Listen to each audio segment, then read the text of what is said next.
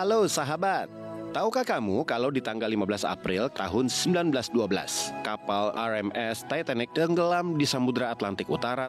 Kapal megah dan besar dari Britania Raya itu tenggelam setelah menabrak gunung es dalam perjalanannya dari Southampton, Inggris menuju New York, Amerika Serikat, dan menewaskan 1.500 lebih penumpangnya. Dan film Titanic karya James Cameron yang dirilis tahun 1997 dan kemudian diputar kembali di bioskop pada tahun 2023 lalu menjadi film yang paling mendekati kejadian sebenarnya dari insiden memilukan tersebut. Nah, ada sejumlah tokoh yang memiliki kisah yang terabaikan. Siapa saja tokoh-tokoh tersebut? Let's check it out. Yang kelima, John Jacob Astor. Di film Titanic, James Cameron memunculkan sosok John Jacob Astor dalam adegan Rose sedang bersama Jack di sebuah lounge. Ternyata Tuan Astor ini bukan orang sembarangan. Dia adalah orang terkaya yang menjadi penumpang di kapal Titanic. John Astor merupakan pengusaha kaya yang mendirikan sebuah hotel landmark di New York, Amerika Serikat. Saat Titanic tenggelam, Astor membuat pelampung darurat untuk istrinya agar suhu badan istrinya tetap hangat di Laut Atlantik. Namun nyawa Astor tak tertolong, tersedot arus tenggelamnya Titanic dan jasadnya ditemukan 10 hari kemudian. Berikutnya yang keempat, William McMaster Murdoch. Ada sosok perwira kelas 1 kapal, William McMaster Murdoch.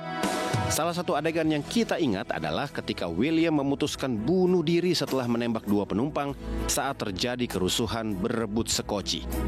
Tapi sang sutradara James Cameron menyesal dan meminta maaf kepada keluarga William Murdoch jika telah terjadi kekeliruan sejarah. Murdoch ternyata mempunyai andil untuk menaikkan sebanyak mungkin penumpang ke dalam sekoci, meskipun penumpang perempuan dan anak yang menjadi prioritas. Yang ketiga, Harold Sidney Bright dan Jack Phillips. Di salah satu adegan film Titanic di ruang operator ada 2 sosok yang sibuk berkomunikasi Morse saat Titanic mengalami bencana. 2 sosok itu adalah Harold Sidney Bright dan Jack Phillips. Ternyata Harold dan Jack memiliki andil besar memanggil kapal Carpathia yang sedang bergerak menjauh dari lokasi karamnya Titanic. Harold dan Jack berhasil memanggil Carpathia dengan jarak 112 mil dengan memakai koil darurat karena perangkat telegraf mengalami kerusakan listrik. Berikutnya yang kedua, Isidore dan Ida Strauss. Kalau kamu ingat dengan adegan sedih kakek nenek yang berpelukan di tempat tidur di saat air laut sudah siap menenggelamkan ruangan, ya, mereka adalah Isidore dan Ida Strauss, pasangan suami istri berkebangsaan Amerika Serikat. Isidore Strauss juga bukan orang sembarangan. Dia adalah pengusaha kaya, pemilik sebuah department store di New York. Saat kapal Titanic tenggelam, sejumlah penyintas melihat Isidore sudah menyuruh Ida menaiki skoci. Namun Ida tak ingin meninggalkan Isidore dan akhirnya mereka memilih berada di kapal sampai maut memisahkan mereka. Yang pertama, Margaret Molly Brown. Nah, pasti kamu juga ingat dengan sosok ibu-ibu yang membantu Jack Dawson untuk tampil elegan untuk bisa mendekati Rose. Dia itu adalah Margaret Brown atau disapa akrab Molly Brown. Molly punya peran penting untuk memotivasi para penyintas Titanic yang udah kena mental untuk memiliki semangat hidup di Laut Atlantik sampai pertolongan datang.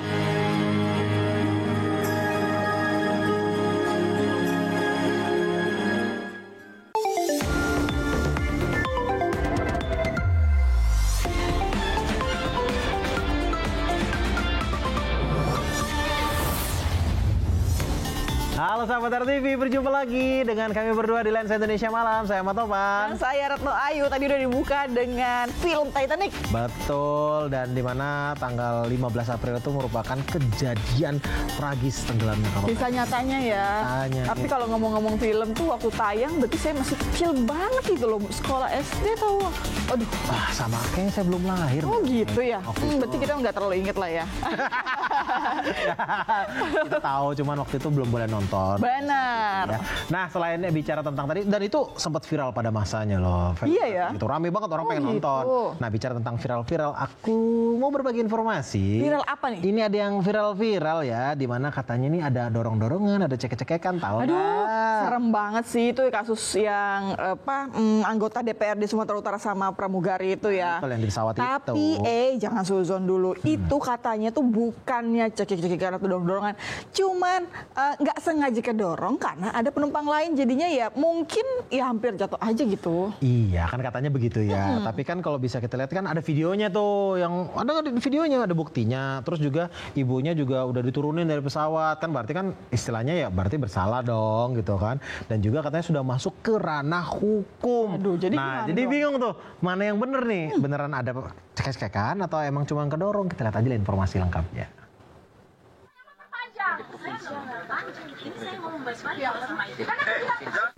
Wih, abis ngegas, terus mendorong pramugari. Emosi banget, Bu. Jadinya malah diturunkan dari pesawat.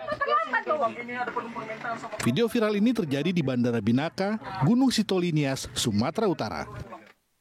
Ternyata si ibu-ibu yang ngegas maksimal ini adalah Megawati Zebua, anggota DPRD Sumatera Utara. Dia marah karena memaksa membawa kopernya ke dalam kabin. Padahal koper itu sudah diberi label bagasi. Sudah melanggar, ditambah marah-marah. Jadinya penumpang dan kopernya gagal terbang deh. Bukan cuma itu, pihak maskapai juga akan menempuh langkah hukum karena kasus ini.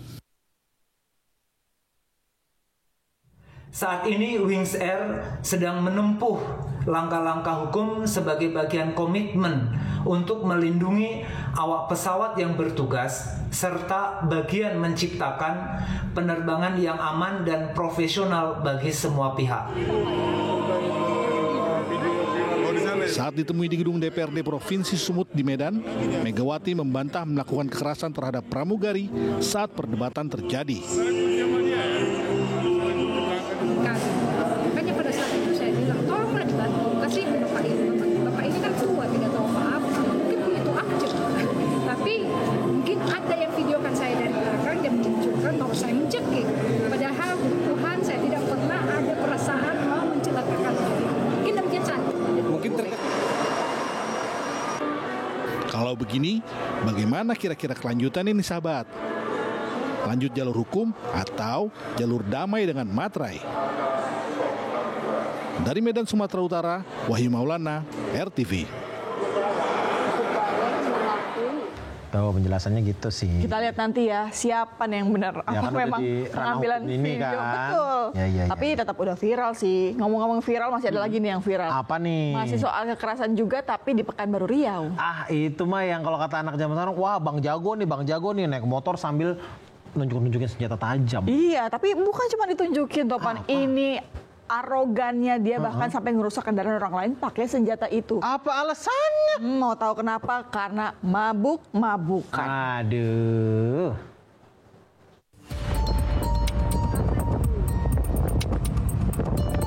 Tidak ada angin, tidak ada hujan. Si Bang Jago yang satu ini malah mengayun-ayunkan senjata tajam. Bukan cuma diayun-ayun, senjata tajamnya digunakan untuk merusak mobil yang melintas di Jalan Soekarno-Hatta, Pekanbaru Riau. Dan bukan cuma satu mobil ya sahabat. Bang Jago ini juga merusak beberapa mobil yang melintas. Padahal nggak tahu nih salahnya apa. Aksinya jadi viral di media sosial. Hasilnya apa sahabat? Nggak pakai lama ya, baju baru warna oranye sudah menanti. Keren kan? Apalagi dapat aksesoris sepasang gelang anti karat sambil berpose bak model kelas berat. Ternyata aksi sok ganas ini dilakukan dalam kondisi mabuk minuman keras. Saat itu dia berkendara dalam kondisi pengaruh minuman beralkohol, miras, kemudian merasa seakan-akan disenggol atau dipepet oleh pemilik kendaraan bermotor roda 4. Polisi juga menyita sebilah pisau dan 1 unit sepeda motor milik Bang Jago. Makanya Bang, kalau mabuk lebih baik tidur. Kalau mengganggu orang begini kan ancaman hukumannya 10 tahun penjara. Dari Pekanbaru Riau, Muhammad Yusri, RTV. Tuh, makanya Bang, jangan mabuk gitu loh. Nyetir yang bener-bener aja di jalanan mah, daripada viral begini. Oh gitu ya? Iya dong. Tapi bicara tentang yang viral-viral ya, masih ingat nggak? Mungkin belum lama ini, baru 2 bulan yang lalu itu loh, pagar laut yang ada di Tangerang Bekasi. Oh iya, tahu itu Februari lalu kan sempat juga viral tuh, karena udah dibongkar tapi. Nah, dibongkar kan, baik yang di Tangerang maupun Bekasi. Tapi ini ada cerita baru lagi, bahwa pagar laut yang ada di Bekasi, ini ternyata pembongkarannya mandek. Alhasil, berarti lautnya masih kepagar, nelayan nggak bisa melaut mencari ikan, alhasil nelayannya demo. Jadi belum beres tuh. Jadi pembongkaran kemarin maksudnya formalitas doang atau gimana nih? Nah, yang ngomong Retno ya. Nah, jadi nggak tahu nih apakah benar nih formalitas, kan? apakah beneran mau serius dibongkar. Betul. Coba kita lihat informasinya yang lengkap.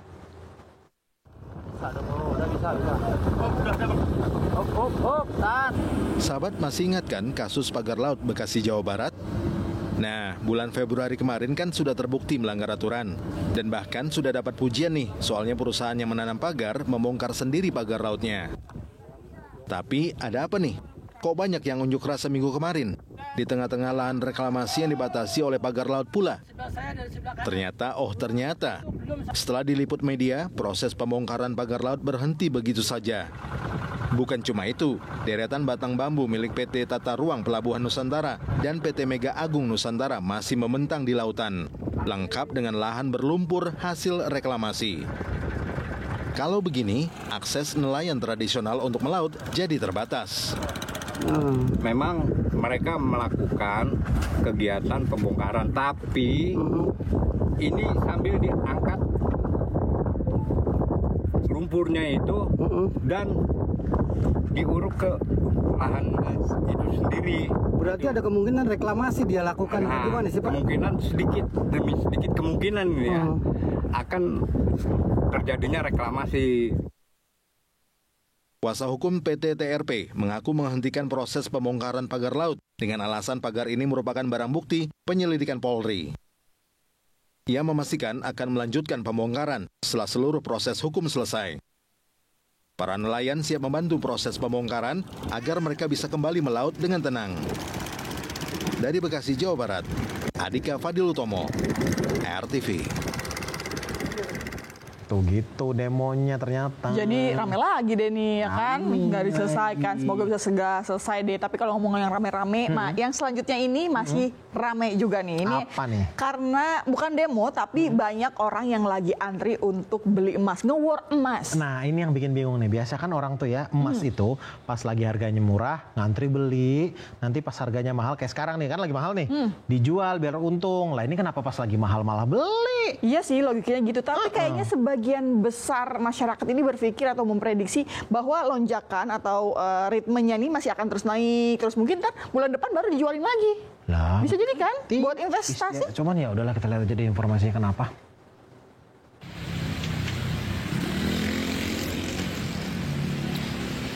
Pagi-pagi udah ramai antrean aja nih toko emas. Mumpung harga emas lagi turun Rp8.000 per gram setelah mencetak rekor pada Sabtu pekan lalu. Para pembeli di toko emas di kota Depok, Jawa Barat nggak mau menyia-nyiakan kesempatan ini karena harga emas diprediksi bakal meroket lagi. Nggak jauh beda dengan Depok, berburu emas juga terjadi di Pasar Badak Pandeglang, Banten.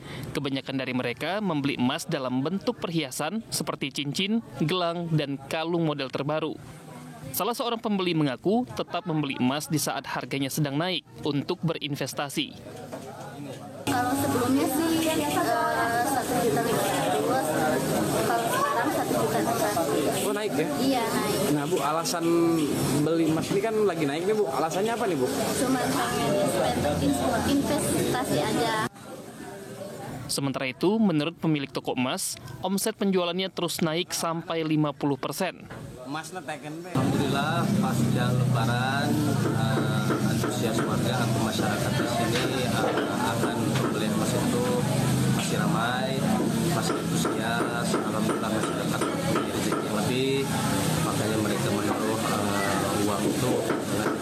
masih membeli emas. Dalam sepekan terakhir, harga emas naik signifikan, yaitu dari 1.754.000 per gram pada 8 April, sempat menembus 1.904.000 per gram pada Sabtu pekan lalu. Meski sejak Senin kemarin turun di 1.896.000 dan stagnan hingga hari ini, harga emas diprediksi akan kembali meroket hingga menembus 2,43 juta pada akhir 2025 nanti. Makanya, gak heran jika banyak masyarakat yang berlomba-lomba membeli emas untuk investasi. Kalau kamu gimana? Ikutan berburu emas juga nggak? Dari Depok, Jawa Barat dan Pandeglang, Banten, Ronaldo Jerry, Herbert Marbun, RTV. Nah gitu tuh ya, kalau bisa 2,4 ya syukur-syukur gitu ya. Tapi kan jangan sampai memaksakan diri kayak informasi yang satu ini nih. Benar, jangan sampai nekat nyuri apalagi gitu ya. Karena ada informasi juga nih soal ART ataupun asisten rumah tangga yang nekat mencuri di rumah majikannya sendiri. Dan banyak katanya emasnya ya. Sampai kalau dinominalin ratusan juta mungkin ya. Nah, cuman jadi pertanyaan saya itu adalah kok bisa kecolongan loh? Ini kan di rumah. Iya, informasinya itu majikannya tuh lagi liburan, mungkin perpanjang liburan lebaran ya. Tapi sayangnya pelaku ini lupa kalau di rumahnya ada CCTV. Nah, jadi ada videonya nih. Kita lihat ya. Lihat.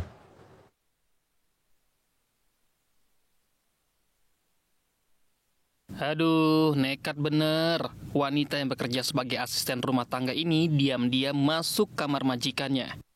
Menggasak uang dan harta majikannya dengan total senilai 125 juta rupiah. Tapi dia nggak sadar kalau mukanya udah terekam CCTV. Gimana mau ngelak lagi coba kalau udah terekam jelas kayak gini?